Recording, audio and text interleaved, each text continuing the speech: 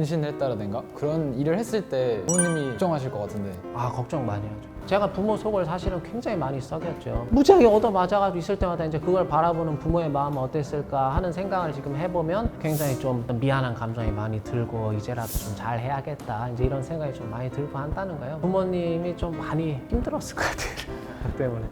일진 무리들이 친구들을 괴롭힐 때 그 친구들을 상대로 대처법을 좀 궁금합니다. 아, 그러면 이제 저는 누가 저를 괴롭힌 적은 없었어요. 뭐라고 말씀드려야 될지 조금 난감하긴 한데 그런 건 좀 있을 것 같아요. 반대로 역으로 생각해보면 진지하게 이야기를 하는 학우들이 있어요. 거나 네가 그렇게 얘기하는 것은 내가 좀 기분이 나빠. 진솔하게 진심을 담아서 이야기해주는 친구의 말은 듣게 되었던 것 같아요. 그때도. 물론 안 그런 친구들도 있겠지만은 또 진심을 다해서 최대한 내 의견을 상대방이 알 수 있게끔 전달하는 거, 그런 거 좀 중요한 것 같아요. 제 생각에는. 최대한 대화로. 근데 이제 제가 괴롭힘을 많이 당하지는 않아서 그러니까 이게 좀 한계가 있는 것 같아요. 내가 겪어보지 않은 일에 가지고 무슨 이야기를 할 수 있다는 거, 그것은 경험이 없으면 이야기하기가 좀 어려운 것 같아요. 그런 부분이. 예. 길 가다가 불량배들 이렇게 딱 만나잖아요. 저 사람들이 날 만만하게 안 보게 할 수 있는 그런 방법이 따로 있을까요? 저는 근데 근본적으로 그 생각이 좀 들어요. 굳이 내가 만만하게 보이지 않아야만 하는 이유가 있는가 하는 생각이 첫째로 들면서, 병법 알아요? 병법? 뭐 손자 병법이라든지 이런 병법서 같은 거, 어떤 뭐 싸움의 기술 같은 거예요. 이게 옛날 사람들이 써놓은 건데 거기서 부전구리니 선지선이라고 그래요. 싸우지 않고 상대방을 굴복시키는 것이 최고다. 근데 기왕 만약에 싸우게 된다 하면은 이겨야 된다는 거야, 무조건. 근데 못 이길 것 같다. 그러니까 예를 들어서 저 혼자 걸어가는데 불량배에 대여섯 명이 모여있다. 뚜벅뚜벅 걸어가가지고 왜 쳐다봐? 이거는 사지로 들어간다는 거예요. 싸울 거면 그렇게 싸워서는 안 된다는 거예요. 그래서 전 병법에서 주랭랑 그럴 때는 도망가는 것이 제일 상식이라고 병법이 그렇게 나와 있다는 거예요. 그랬을 때는 다른 데로 또 피해 갈 수 있는 거, 이것도 사실은 하나의 지혜라는 거예요. 그것이 굳이 부딪혀야 될 필요가 있느냐는 거예요. 그거. 우리는 굉장히 또 민감하다는 거예요. 어디 이렇게 좀 부딪히고 그다음에 아이 컨택하고 이런 것들에 조금 민감한 부분이 있는데 사실 쳐다볼 수도 있다는 거예요. 우리 아까 그 사진을 보셔서 알겠지만 제가 좀 쳐다보게 생겼잖아요. 아까 그 사진에도 보면. 당연하게 쳐다볼 수 있는 건데 왜 쳐다보지 나를, 이제 이런 기분이 드니까 가가지고 왜 쳐다봅니까? 물어보면 아니 나 그냥 딴 데 본 거 옆에 본 거다. 그러면 뭔 소리냐, 나랑 눈이 마주쳤는데. 이러다 보면은 필요 없는 싸움이 생긴다는 거예요. 너무나 소모적인 싸움이 생긴다는 거예요. 그런 것은 손바닥도 마주쳐야 소리가 난다는 거예요. 한쪽이 그냥 그걸 안 해버리면 넘어갈 수 있는 부분인데 그런 것도 한번 생각해 볼 필요가 있지 않나? 지금은 이제 제가 그 생각이 들더라고요. 옛날엔 저도 그런 게 잘 안 되더라고요. 그런 것들이 살다 보니까 아, 지혜라고 하는 거, 우리가 그런 것은 또 이런 게 아니겠는가 하는 생각이 또 들더라고요. 살다 보니까.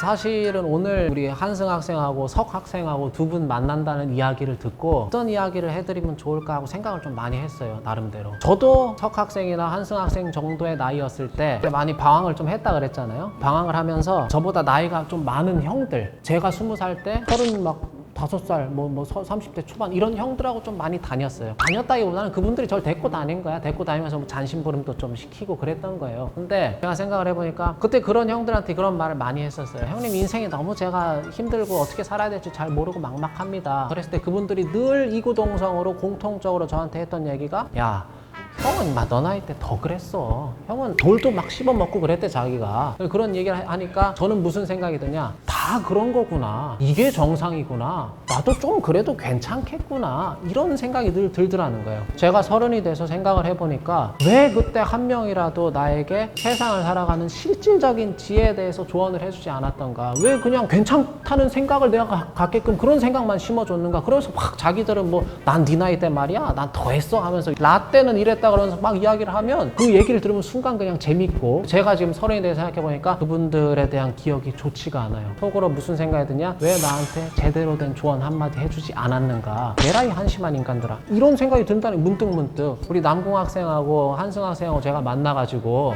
막 제가 어렸을 때 막 형이 막 어렸을 때 막 싸움 막 패싸움 이런 얘기하고 하면 그 순간은 재밌을 수 있다는 거예요. 그 이야기가 아 뭐 저 형 재밌는 사람이네 이럴 수 있지만, 나중에 우리 남궁 학생이나 한승 학생이 제 나이가 됐을 때 옛날에 그때 그 스튜디오에서 만났던 그 제갈건이라는 그 형, 아이고 그런 얘기를 하나 좀 한심하다, 이런 생각이 들어서는 창피하잖아요. 제가 조금 이 말씀을 꼭 해드리고 싶다는 생각이 들더라고요. 제가 세상을 살면서 사실은 뭐 꿈도 좋고 또 학생의 본분인 공부를 열심히 하는 것도 좋고 다 좋지만은 한마디만 해라. 너 마지막으로 우리 남궁 학생하고 한승 학생한테 한마디만 할 수 있게 해줄게 라고 한다면 세상은 착하게 살아야 된다. 근데 저 때는 바른 생활, 슬기로운 생활 이런 것들이 있었어요. 초등학교 때 있었어요.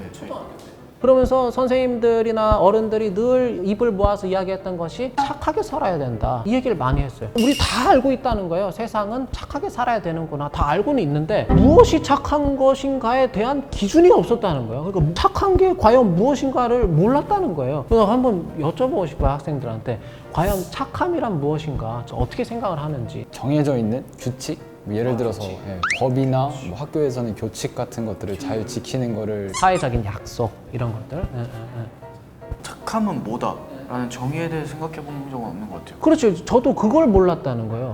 무엇이 착하고 착함의 기준이 무엇이고 불교에서는 이걸 자비라고 표현을 한다는 거예요. 교회나 성당이나 이런 데 있잖아요. 공자님은 알아요? 공자님? 유교에서 이야기하는 착함이라는 것은 도가에서는 화기광 동기진이다. 이제 이런 여러 가지 정의 중에서 하나를 채택해서 마음의 한켠에 그걸 갖고 살아갈 수 있다면 나름대로 의미 있는 삶이 아니겠는가. 좀 이런 이야기하면 너무 약간 꼰대 같고 그런 느낌. 그러진 않아요. 그래서 좀 그런 게 좀 걱정돼요. 제가 별명이 약간 진지충 별명이 하나 있어요. 저도 진지충이랑 괜찮아요. 진지충도 진지충끼리 잘 맞는 그게 또 있어요. 좋은 얘기 해주셨는데 약간 학교 수업을 듣는 듯한 그러면 안 되는데. 그러면 안 되는데. 윤리 시간을 듣는 느낌. 뭐 체육을 하든 공부를 하든 뭐 여러 가지 뭐 삶의 양상이 있겠지만은 그것을 중심에 가지고 있다 그러면 그 삶이 많이 흔들리진 않을 것이다 하는 생각이 좀 들어가지고 이런 걸 더 좋아하는 분들도 있고 또 아닌 분들도 있고 하긴 한데 그냥 이제 꼭 한마디 드리라고 하면 그 말씀 꼭 드리고 싶었어 가지고. 예.